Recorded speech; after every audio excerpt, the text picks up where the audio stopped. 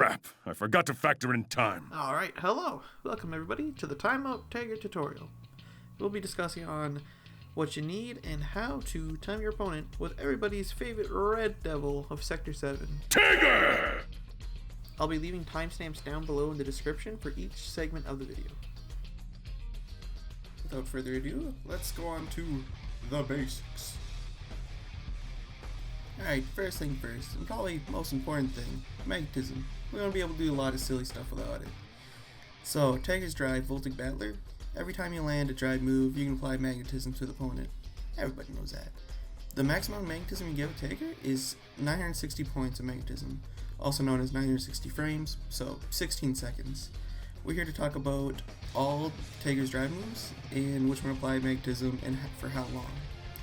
So, both 5D and 2D both apply 300 points for 5 seconds. Tager's 4D, the least magnetizing move, but it's still pretty good. 4D for 180 points for 3 seconds. Jumping 5D, 300 points, 5 seconds. Spark Bolt, oof, beautiful move for 420 points for 7 seconds. Gadget Finger is the combiner you'll always do for 360 points, 6 seconds, pretty good. Also, Overdrive 720 applies full magnetism, so whole 960 points, 16 seconds, pretty crazy. You won't really want to do this that much as Timeout Tager, just because getting max magnetism in a combo isn't too hard, and also with Overdrive and 720 stop time. Also, Tager's Exceed Excel, in the command list, it says, charges the opponent with magnetism, but it doesn't actually apply any magnetism at all. Come on, Arxis, what's she doing? Here's another tidbit about magnetism. Even though the maximum amount of time for magnetism is 16 seconds, it can last longer than that. That's because Tager's magnetism is a lot like Spark Bolt, where for Spark Bolt, the charge of it freezes during hit stun and distortion flashes.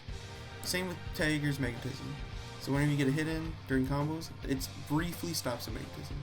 So let's say you just apply 4D to someone, wait a second, and then you do a combo, it'll last longer than 3 seconds. Let's move on to the technique. This technique, honestly, I have no idea what the name is for it. People call it the tilt-a-whirl, the loop-the-loops, the windmill. There's countless names for what people call it because we haven't found a common name yet. Hopefully we will by the end of this, that'd be nice. Hey!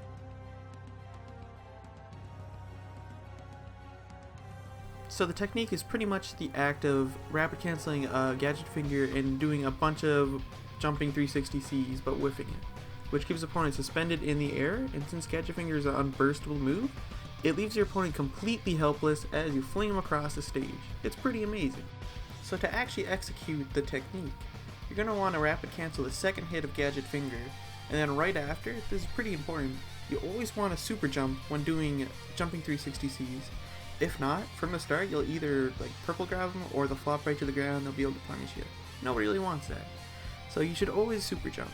And another thing you can do for a trick, you can actually buffer the 360 with the super jump. So you start down, you do 360, and you got it. Now this trick is actually pretty nice because you can easily control where you're going. So let's say if you do buffer your 360s with your super jump, if you go clockwise, then you're going to start going towards the left. If you go do counterclockwise 360s, then you're going to start going to the right. Which is really nice because you can put your opponent in the corner, and when you're in the corner, doing whiffing, jumping 360Cs, it's super easy, and in the end, you have your opponent in the corner. And it's great. Now, you don't have to use this trick, but it's nice to start off with because you can even just use a super jump to get you into the motion of doing jumping 360s. Honestly, you can just do this in any way you want. This technique's kind of considered art in a way. You can do little jumping 360Cs, barely holding it down at all. You can hold it down really big just to get those big pulls. You can even do in the old Chrono Phantasma days where you just do a jumping 360C once, and then you just alternate with left and right Atomic Collider and draw some figure eights with it. It's pretty amazing. Alright, now that we've gone through both magnetism and the technique, there's something crucial I gotta tell you guys, which pretty much is the reason why Timeout Tager can even work, or is even maybe a threat. I don't know. Alright, so let's say you just do gadget finger and leave it at that. Lasts for 6 seconds, right? Yeah.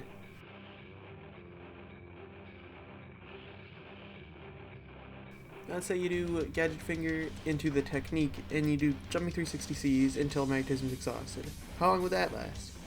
It would last 12 seconds.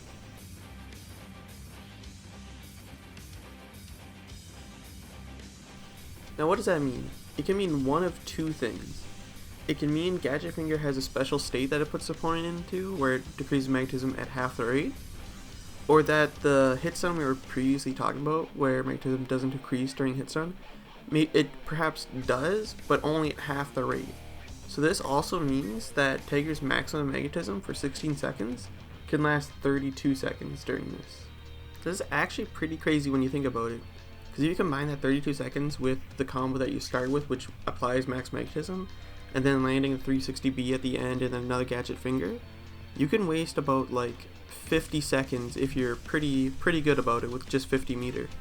And let's say you have 100 meter, that's like an additional like 15 to 16 seconds extra you got there because of the 12-second gadget finger time, plus landing another 360B and gadget finger. It's pretty crazy.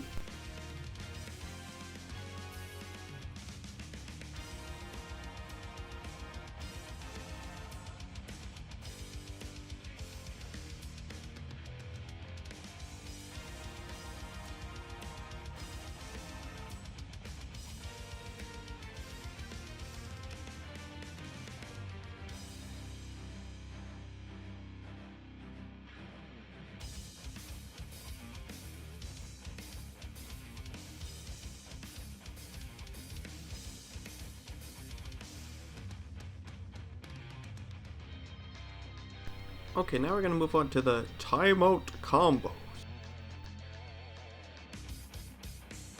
The most important thing about the Timeout Combos is being able to do a 360B after you do the technique. Sadly, I don't have much advice on this besides practice makes perfect. The one tidbit I can give though is, especially in the corner, when you're going to do the 360B, make sure that the 360C whiff that you do before it, you hold down the button extra longer so it flings them way higher up in the air so you have more time to buffer your 360B. Alright, so timeout combos, this segment is just going to be a list of combos you can do to get like near max or max magnetism pretty easily. Honestly, you could probably just make up any combo and then use this one ender I use to get max magnetism all the time. And this ender is pretty easy. All you have to do is Spark Bolt 5D and Gadget Finger. You can also do Spark Bolt 6A, the heavy knockdown version, 6C, 5D, Gadget Finger for a little bit extra damage.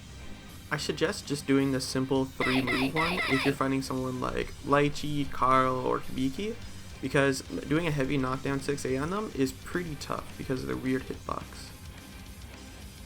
Now let's just get to the combos already.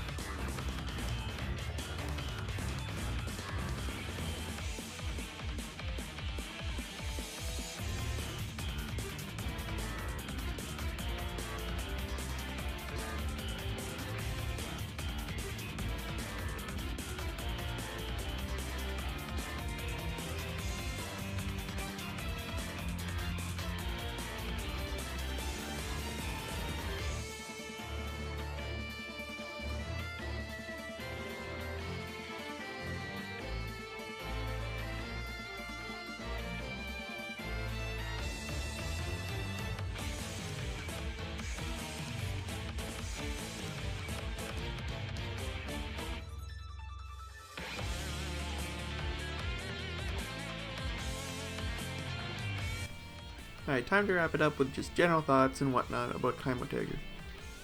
What do I think about Timeout Tager? I think it's actually pretty hilarious.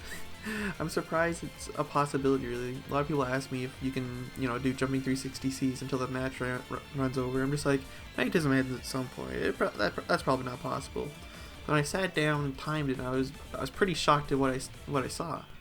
Now, is this game breaking? Some could consider it is, and some can consider it's not. I'm leaning on it could be, definitely, for sure, because it's pretty insane when you think about it. Just say you have a 100 meter, and your opponent knows you can time them out. It makes even any attack that you get in, even just like a 5A or like just mashing out 2As and getting a couple of those out, and then just being able to do max magnetism, that's really crazy. It's gonna make people want to burst your 5A combos. Now, some say it won't be that good because some matches can end super fast, and that's true. Like, you can end before it gets even to 60 seconds. And yeah, that's true, but Tager has a lot of health, and if you get a good defense, and you know character match it pretty well, then it's honestly pretty scary. And at the end of the day, it's another tool for Tager. You could call it a tool, or you call it a gimmick. Either way, I like it. Now, do I think will it ever be patched out? I